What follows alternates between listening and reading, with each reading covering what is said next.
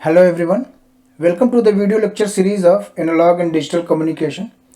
In this lecture we will discuss Frequency Division Multiplexing FDM. तो multiplexing word आपने सुना होगा जब हम अर्ली क्लासेस में थे, लेक्चर्स में थे, तो वहाँ पे मैंने एक टॉपिक बताया था नीड ऑफ मॉड्यूलेशन, जहाँ पे मैंने एक वन ऑफ द नीड हमारी मल्टीप्लेक्सिंग है। तो थोड़ा सा हम रिवाइज कर लेंगे मल्टीप्लेक्सिंग के डेफिनेशन को। तो क्या कहता है मल्टीप्लेक्सिंग का definition?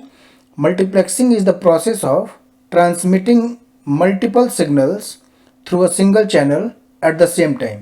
Right?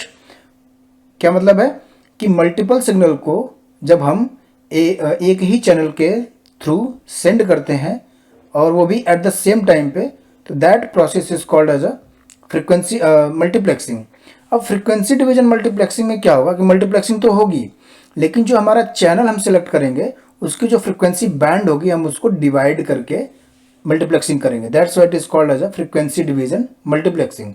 Okay, so start करते हैं आपके लेक्चर को। आप यहाँ पे देख रहे होंगे कि आपके सामने एक block diagram of frequency division multiplexing system is shown in year.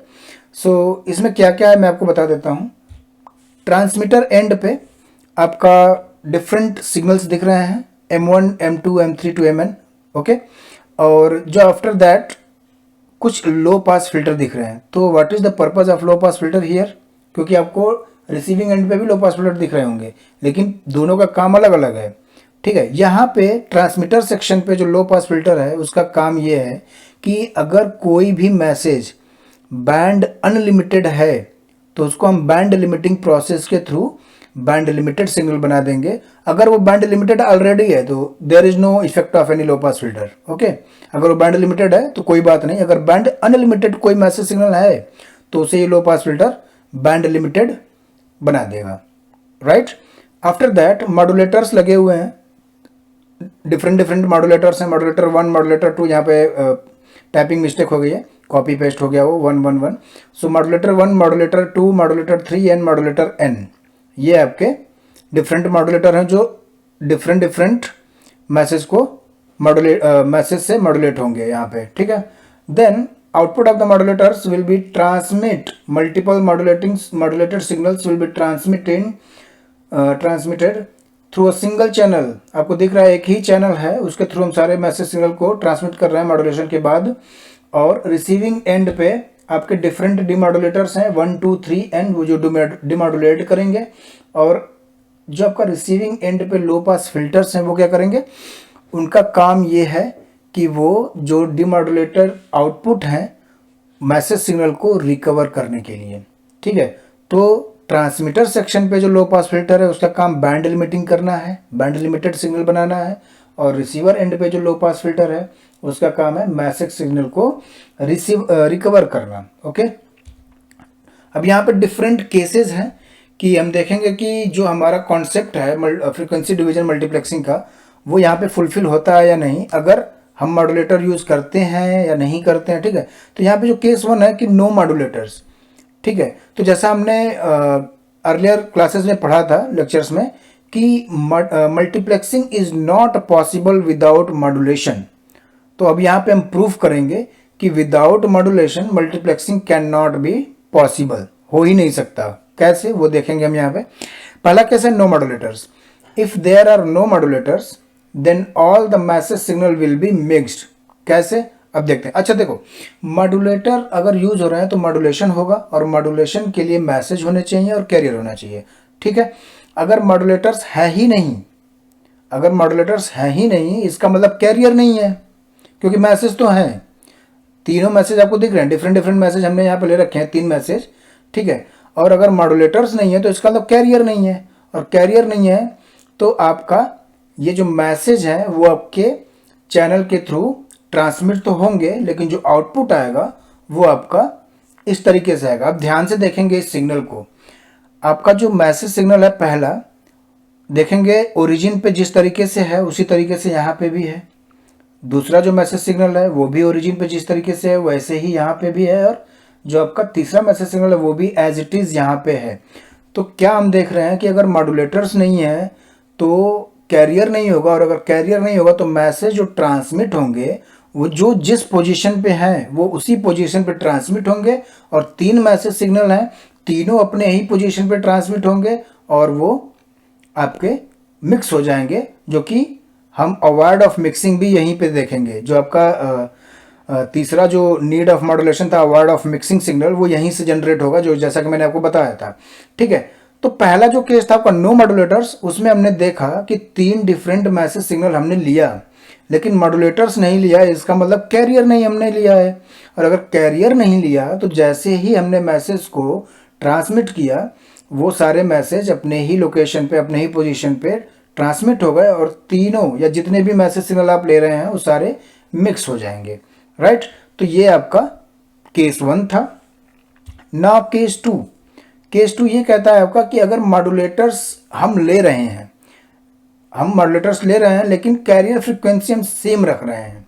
सबके लिए जो आपके मैसेज हैं, सबके लिए जो कैरियर है, हमने एक ही कैरियर लिया है, AC cos 2π FCT, जिसकी फ्रीक्वेंसी FC है। अब आपका जो मैसेज मॉड्यूलेशन का कॉन्सेप्ट है वो ये क्या है कि जब आप किसी मैसेज से कैरियर को मॉड्यूलेट करते हैं तो उस मैसेज के फ्रीक्वेंसी डोमेन का जो डायग्राम है, या वो मैसेज एक बार FC से और एक बार -FC से शिफ्ट हो जाता है। ये कॉन्सेप्ट क्लियर है? तो अगर मैसेज आपका एक बार FC से एक बार -FC से शिफ्ट हो जाता है, तो जितने आपने एक ही कैरियर यूज़ किया है, ठीक है, आप यहाँ पे मॉड्यूलेटर्स यूज़ कर रहे हैं केस 2 में, और ये कंडीशन है कि हम एक ही कैरियर यूज़ कर रहे हैं जिसकी फ्रीक्वेंसी FC है, तो क्या तीनों मैसेज कैरियर को मॉड्यूलेट नहीं करेंगे? ठीक है, ऑब्वियसली करेंगे, क्योंकि मॉड्यूलेटर्स यूज़ कर रहे हैं। और अगर मॉड्यूलेट करेंगे कैरियर्स को, तो क्या तीनों मैसेज एक बार FC से और एक बार -FC से शिफ्ट नहीं होंगे? डेफिनेटली होंगे। तो अगर एक बार -FC और एक बार FC से शिफ्ट होंगे तो क्या होगा? ये भी आपका सिग्नल एक बार FC एक बार -FC से शिफ्ट होगा, तो ट्रायंगल आप देखेंगे, जो आपका ओरिजिन था वो FC पे आ गया, है ना। 5 जो आप जहाँ पे लिखा हुआ है वो आपका FC +5 हो गया, और जहाँ पे -5 लिखा हुआ है वो FC -5 हो गया। तो अभी ये जो डायग्राम दिखा रहा हूँ वो सिर्फ FC से जो शिफ्ट हो रहा है वो दिखा रहा हूँ, ठीक है। नेगेटिव साइड हम नहीं दिखा रहे हैं। दूसरा मैसेज जो है आपका वो भी शिफ्ट होगा, तो वो भी आपका FC से शिफ्ट होगा, ठीक है।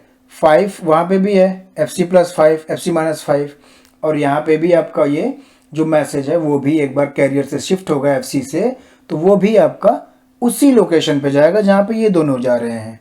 तो क्या सेम कैरियर हमने यूज़ किया है, और क्या सेम कैरियर यूज़ करने की वजह से कोई बेनिफिट हमें मिला? नहीं मिला, क्योंकि अगर हमने मॉड्यूलेटर्स यूज़ नहीं किया था तो यही चीज़ ओरिजिन पे हो रही थी, और जब हमने मॉड्यूलेटर्स यूज़ किए लेकिन सेम कैरियर लिया तो यही चीज़ कैरियर फ्रीक्वेंसी पे हो रही है ना। तो हमें कोई बेनिफिट नहीं होगा जब तक हम सेम कैरियर की फ्रीक्वेंसी को यूज़ करेंगे, है ना। एक बार प्रीवियस डायग्राम को देख लेंगे। देखो ये डायग्राम आपको दिख रहा है जो ओरिजिन पे है, और हमने कैरियर से अगर एक कैरियर लिया, तीनों को यूज़ कर रहे हैं मॉड्यूलेट करने के लिए, तो क्या हो रहा है?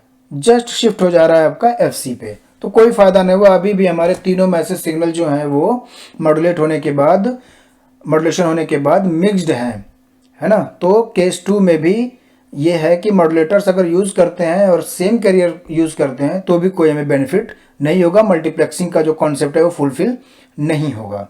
अब केस 3 आते हैं।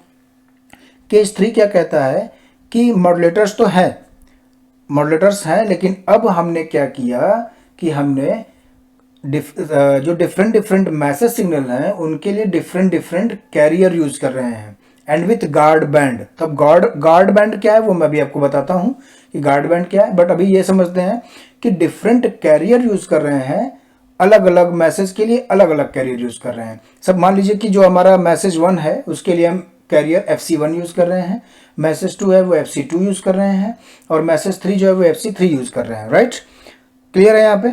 तो अब आप हमें ये बताओ कि जब हमने डिफरेंट मैसेज के लिए डिफरेंट कैरियर यूज़ किया है, तो मैसेज 1 कैरियर 1 को मॉड्यूलेट करेगा, मैसेज 2 कैरियर 2 को मॉड्यूलेट करेगा, मैसेज 3 कैरियर 3 को मॉड्यूलेट करेगा।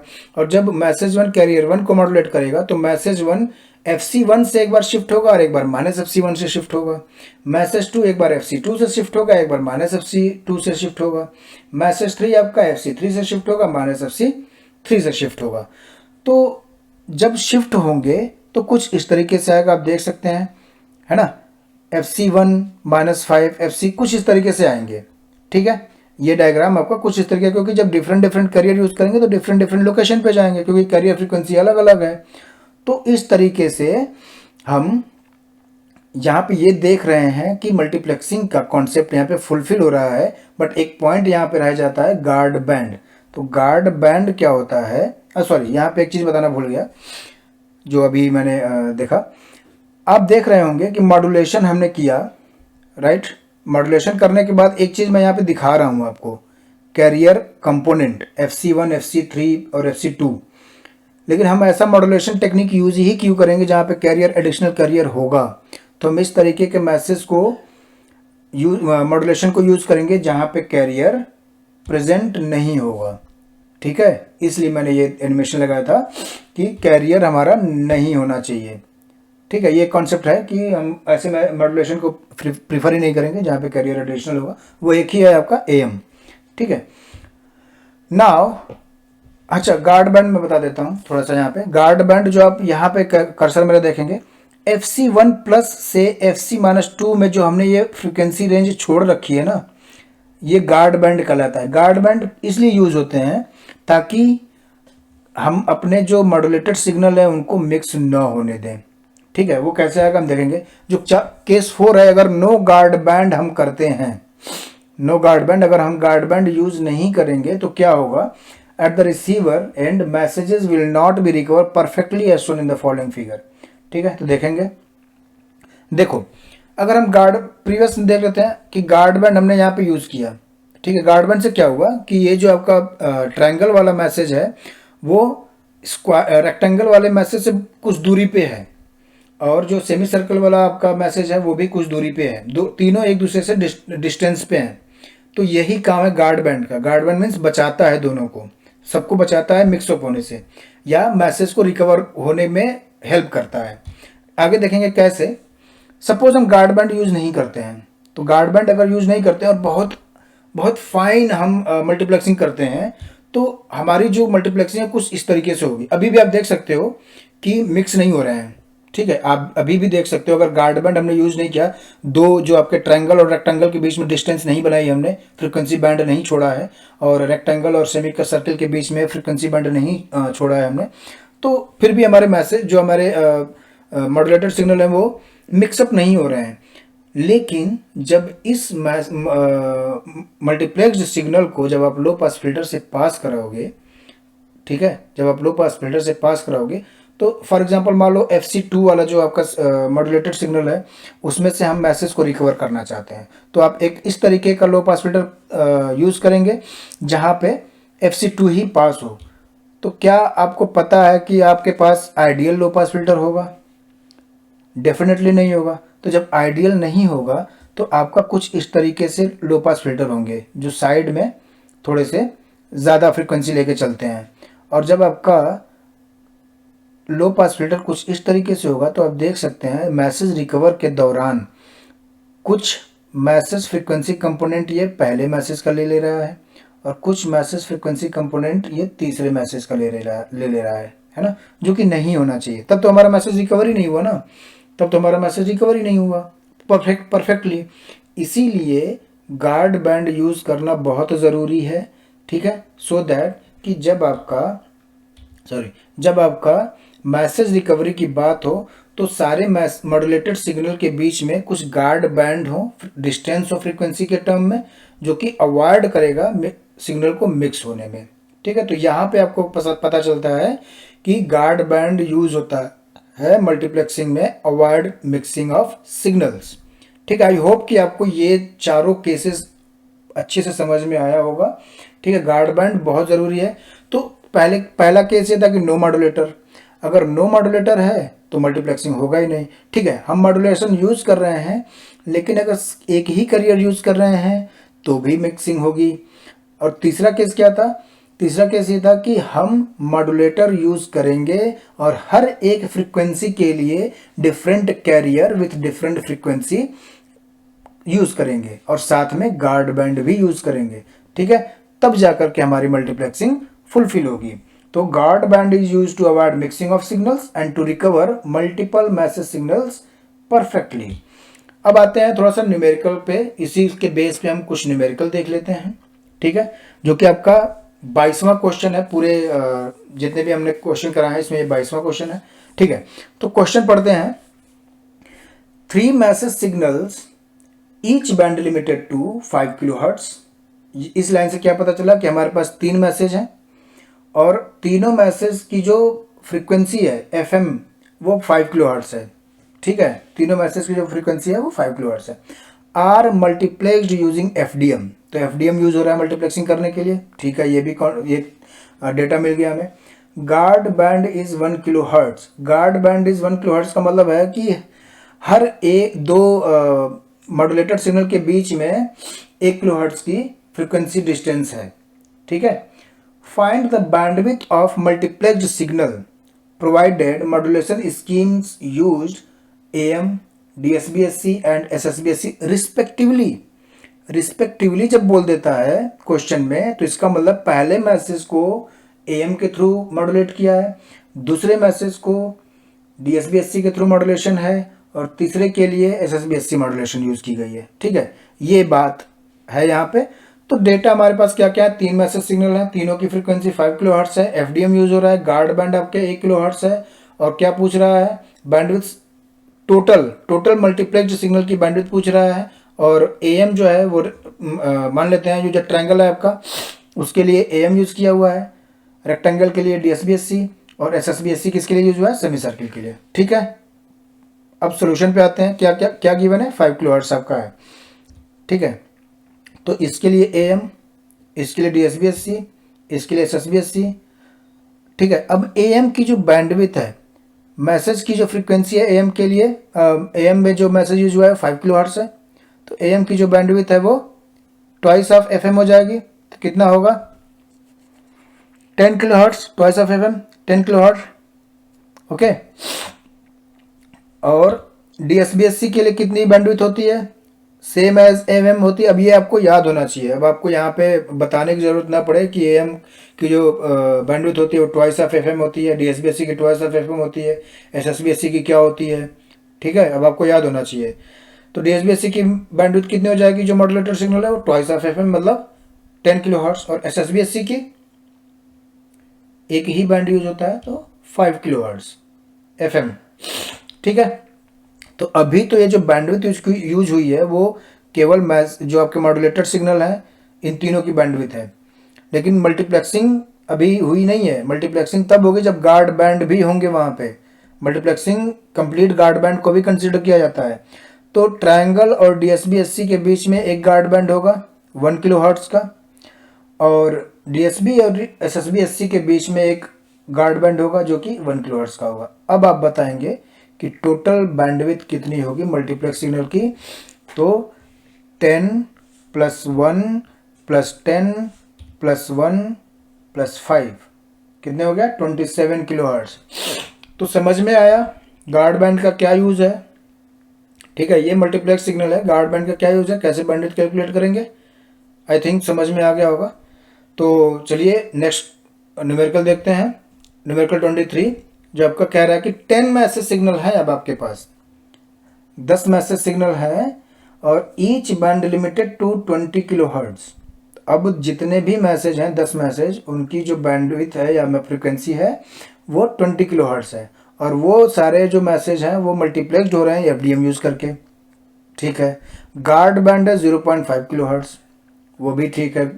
Find the bandwidth of multiplexed signal if modulation scheme is used. पहला है AM, दूसरा है DSBSC और तीसरा है SSBSC। अब यहाँ पे रिस्पेक्टिवली नहीं लिखा हुआ है, ठीक है। रिस्पेक्टिवली तब लिखता है जब 3 मैसेज सिग्नल होते, लेकिन यहाँ पर रिस्पेक्टिवली नहीं लिखा हुआ है। इसका मतलब क्या है, क्वेश्चन को समझने की ज़रूरत है। इसका मतलब यह है कि 10 मैसेज सिग्नल एक बार AM से होते हैं तो बैंडविड्थ बताइए, 10 मैसेज सिग्नल आपके अगर DSBSC से होते हैं तो बैंडविड्थ बताइए, और अगर 10 मैसेज सिग्नल आपके SSBSC से मॉड्यूलेट होते हैं तो बैंडविड्थ बताइए, ठीक है। ये है आपका एग्जैक्ट क्वेश्चन जो पूछ रहा है, ठीक है। अब आते हैं सोल्यूशन पे।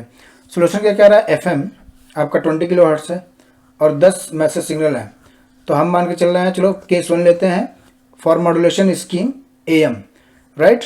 तो अब यहाँ पे 10 सिग्नल तो मैं ड्रॉ कर नहीं सकता, इसलिए मैंने 3 डॉट लगा दिए हैं। 1 2 3 एंड 10 तक मान के चल जाइए कि 10 सिग्नल्स होंगे, इसी तरीके से कुछ डिफरेंट या जो भी है। ओके, और जो 10 मैसेज सिग्नल हैं वो AM से मॉड्यूलेट हो रहे हैं। अगर वो AM से मॉड्यूलेट हो रहे हैं तो मॉड्यूलेशन के बाद सारे मैसेज की मॉड्यूलेटेड सिग्नल की जो बैंडविड्थ होगी कितनी होगी? Twice of FM। तो 40 किलोहर्ट्ज इसकी भी होगी, 40 किलोहर्ट्ज इसकी भी होगी, 40 किलोहर्ट्ज इसकी भी होगी, और 40 किलोहर्ट्ज 4th की भी होगी, 5th की भी होगी और 10th की भी होगी। मतलब 40 किलोहर्ट्ज 10 मैसेज सिग्नल जो आपने मॉड्यूलेट करवाया है वहां तक जाएगा आपका 40 किलोहर्ट्ज। लेकिन अभी तक टोटल बैंडविड्थ अभी नहीं कैलकुलेट है, अभी गार्ड बैंड भी होंगे, ठीक है। अब आपको ध्यान यहाँ पे ये देना है कि 10 मैसेज सिग्नल है तो गार्ड बैंड कितने होंगे, ठीक है। जो लोग तुरंत बोल रहे हैं 10, वो गलत हैं, क्योंकि प्रीवियस क्वेश्चन देखेंगे आप देख रहे हैं कि 3 मैसेज सिग्नल के बीच में 2 गार्ड बैंड हैं ऑब्वियसली, ठीक है। 3 मैसेज सिग्नल हैं, 2 ही गार्ड बैंड की जरूरत होगी।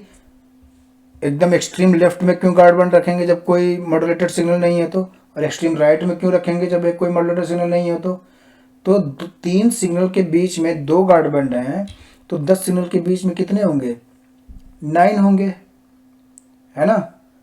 जिसको नहीं समझ में आ रहा है वो 10 सिग्नल ड्रॉ कर ले और हर 2 सिग्नल के बीच में जो स्पेस बची हुई है उसको काउंट करे, ऑटोमेटिकली आप 9 काउंट करेंगे। तो जो गार्ड बैंड है आपका वो 9 होंगे इस तरीके से, ठीक है। 3 के बीच में 2 हैं तो 10 के बीच में 9, 3, हाँ ठीक है, 10 के बीच में 9 हो जाएंगे। अब हम कैलकुलेट करेंगे टोटल बैंडविड्थ फॉर केस 1। तो केस 1 AM के लिए हमने कैलकुलेट कर लिया, अब जस्ट आपको कैलकुलेट करना है। तो देखो क्या है, 40 बैंडविड्थ हो गए 40 किलोहर्ट्ज किसकी? 10 सिग्नल्स की जो मॉड्यूलेटेड हैं, और 10 प्लस 9 जो गार्ड बैंड है वो 0.5 किलोहर्ट्ज के हैं। तो जब इन दोनों को ऐड करेंगे तो 404.5 किलोहर्ट्ज आपका आंसर आएगा फॉर केस 1, ठीक है। केस 2 देख लेंगे। केस 2 में क्या कह रहा है, FM आपका 20 किलोहर्ट्ज है। केस 2 के लिए भी हर एक मैसेज के लिए बता रखा है कि बैंड लिमिटेड है कितना, 20 किलोहर्ट्ज के लिए। और मॉड्यूलेशन स्कीम क्या है, DSBSC। तो DSBSC के लिए हर एक मैसेज जो DSBSC से मॉड्यूलेट हो रहा है उसके मॉड्यूलेटेड सिग्नल की जो बैंडविड्थ होगी कितनी होगी? ट्वाइस ऑफ FM इसमें भी होती है, तो 40 किलोहर्ट्ज ये भी होगा, और 9 गार्ड बैंड होंगे, तो आंसर सेम होगा AM और DSBSC के लिए 404.5। Now for modulation scheme SSB-SC ये आप खुद करेंगे, ठीक है। SSB-SC के लिए खुद करेंगे और बताएंगे कि आंसर कितना होगा। और जो लोग तुरंत 404.5 को 2 से डिवाइड करके बता रहे हैं वो गलत हैं। एक बार आप कॉपी पेन पे ट्राई करेंगे एंड देन बताएंगे कि क्या आपका आंसर आ रहा है। तो ये आपका था फ्रीक्वेंसी डिवीजन मल्टीप्लेक्सिंग। और एक बात और बता देता हूँ, आई थिंक मैं टाइप करना भूल गया इसमें। Frequency division multiplexing scheme technique is used only for continuous signal, ठीक है। एनालॉग सिग्नल या कंटिन्यूअस सिग्नल के लिए ही यूज होता है, डिजिटल के लिए यूज नहीं होता है। ये क्वेश्चन हो सकता है आपको MCQ में आ जाए, ऑब्जेक्टिव में, तो आपको ये ध्यान रखना है कि FDM आपका सिर्फ कंटिन्यूअस सिग्नल या एनालॉग सिग्नल के लिए ही यूज करते हैं। सो आई होप वीडियो समझ में आया होगा, लेक्चर्स आपको समझ में आया होगा। वीडियो पसंद आई हो तो प्लीज़ लाइक करिए, शेयर करिए और चैनल को सब्सक्राइब करिए ऐसे ही अच्छे वीडियोस के लिए जो आपको आपकी नॉलेज को एनहेंस करेंगे। और मेरी वीडियो के बीच में कहीं कहीं आपको आई मार्क्स करके ऊपर आएगा, कॉर्नर में आई करके फ्लैश होगा, वहाँ पे आपको जो हमारा वो है क्या कहते हैं उसको, प्लेलिस्ट, वो सारी प्लेलिस्ट आपको मिल जाएगी, जो आपके सारे लेक्चर्स एक ही जगह पे मिल जाएंगे। तो आप वहाँ से भी क्लिक करके प्लेलिस्ट को देख करके लेक्चर 1 से सारे लेक्चर्स पढ़ सकते हैं सीरियल वाइज, ठीक है। और टॉपिक वाइज भी आप वहाँ से सेलेक्ट करके पढ़ सकते हैं। Okay, so thank you very much और मिलते हैं अगले वीडियो में। धन्यवाद।